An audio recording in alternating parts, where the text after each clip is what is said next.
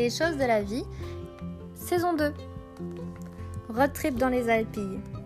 Pour le pont de l'Ascension, je suis descendue dans le sud, à la découverte de la Camargue et des Alpilles. J'y étais jamais allée. Et si jamais ça vous donne envie, il y a quelques petits spots sympas où vous pouvez aller. Tout d'abord, le premier soir, on est allé au Salin de Giraud et à la plage de Piémonçon. Là-bas, le vent souffle assez fort, mais les vagues sont tellement belles. Il y a des gens qui font des kitesurf. On a même vu un cheval parce qu'il y avait une demoiselle qui faisait un shooting photo. C'était très agréable.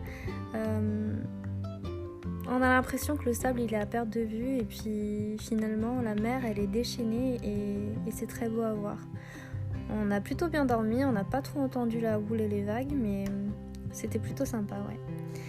Le lendemain, on est allé aux ruines de Lac-du-Cromin, pas très loin de Saint-Rémy-de-Provence et des Baux-de-Provence. Vous avez le fameux moulin de Daudet que vous pouvez visiter.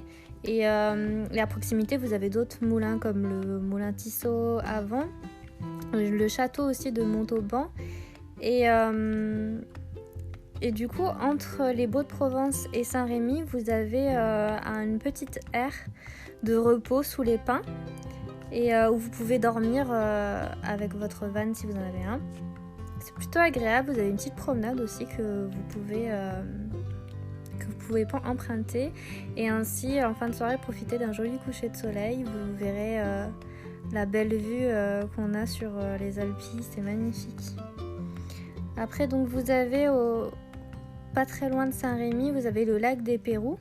C'est super sympa, vous avez une petite balade d'une demi-heure, 1 heure, ça dépend de l'allure à laquelle vous allez. Le lac il est vert bleuté et vous pouvez faire une halte à proximité. Il y a un petit ponton, il y a des petits recoins où vous pouvez vous installer et puis les rochers, vous pouvez aussi rejoindre d'autres sentiers. Vous pouvez vous diriger en direction des Galières et des Guiers. Vous avez une jolie petite église et un joli village avec encore quelques pierres sèches. C'est une végétation assez particulière et elle conserve tout son charme. C'est vraiment très joli à visiter. Et puis après, vous pouvez aller en hauteur, sur les hauteurs de Saint-Chamas. Il y a une petite église qui donne sur l'étang de Berre.